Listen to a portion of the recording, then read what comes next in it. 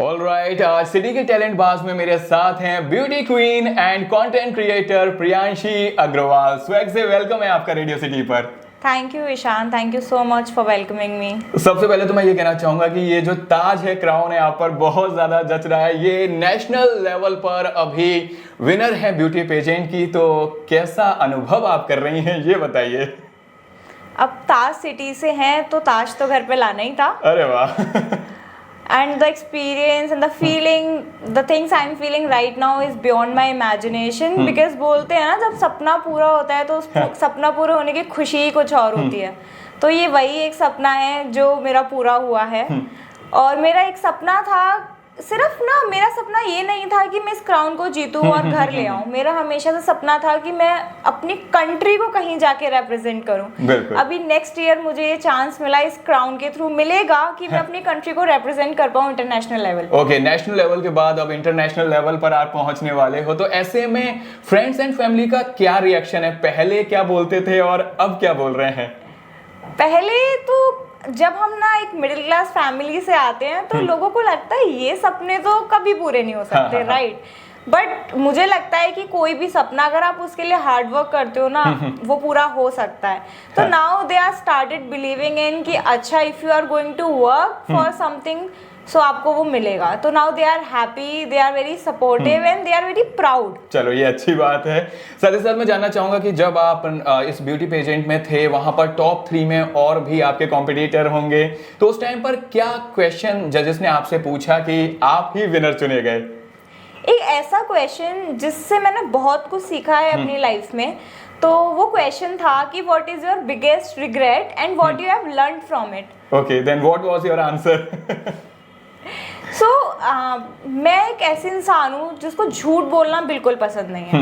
तो हम बोलते हैं कि इंसान सामने वाले को उसी चश्मे से देखता है जो वो खुद पहनता है। हाँ। तो मुझे भी ऐसा ही लगता था कि सामने वाला भी झूठ नहीं बोलता है, जो वो बोल रहा है वो इंसान वही करेगा। बट मुझे उस एक्सपीरियंस के बाद ये पता चला कि नहीं, हर कोई वैसा नहीं होता है। तो आपको इंसान को उस नजरिए से देखना चाहिए जैसा वो है, ना कि आप उसको जैसा देखना चाहते हो।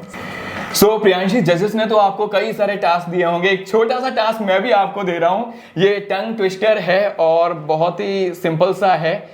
कच्चा कद्दू, पक्का कद्दू, पक्का कद्दू, कच्चा कद्दू। ये आपको जल्दी जल्दी से बोलना है।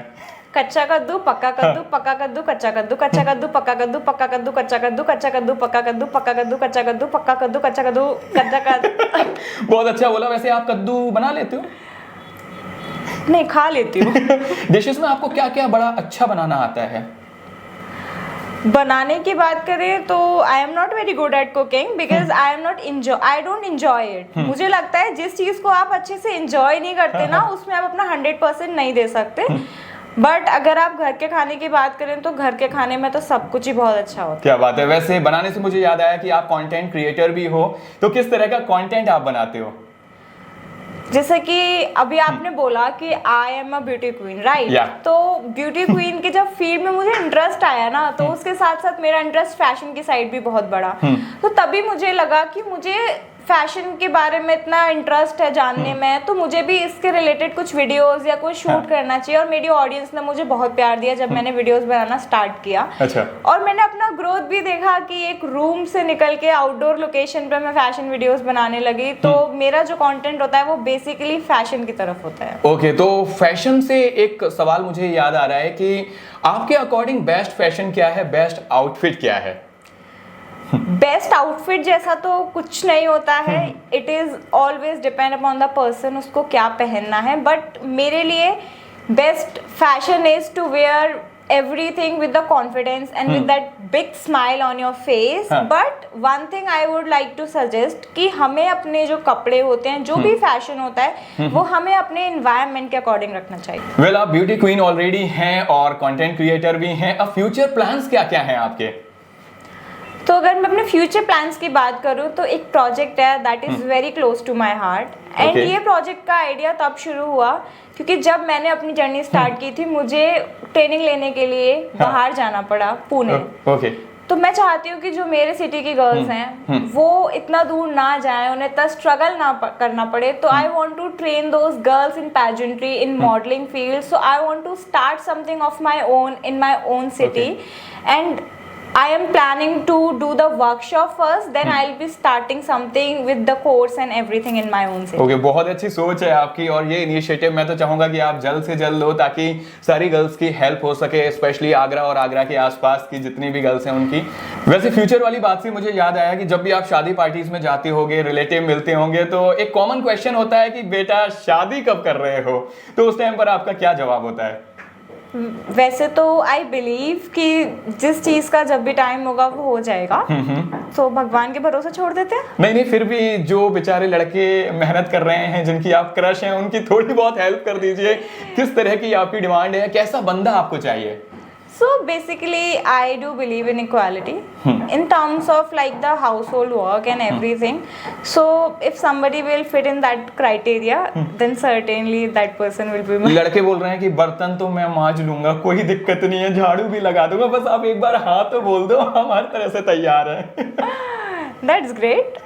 Okay, ठीक है, but the person should be very considerate about the things कि if I am coming back home from my work and somebody expecting from me कि आप जाओ सारा काम करो किचन में, ऐसा नहीं होता है। But if the partner is equally supportive and that person is ready to do the things equally, मतलब आपके काम में हाथ बटाए और आपको समझे, मतलब केयरिंग हो, अंडरस्टैंडिंग हो। I guess that's the human nature. Like everybody needs it. Like be it with partner, be it with mom, dad, with everybody. Like this is the human nature, basic human need, I would say. चलिए, तो मैं एक आपसे ये जानना चाहूंगा कि अभी तक की जर्नी आपकी कैसी रही और क्या मैसेज आप देना चाहोगे जो आपकी तरह ब्यूटी पेजेंट बनना चाहते हैं, कंटेंट क्रिएटर बनना चाहते हैं?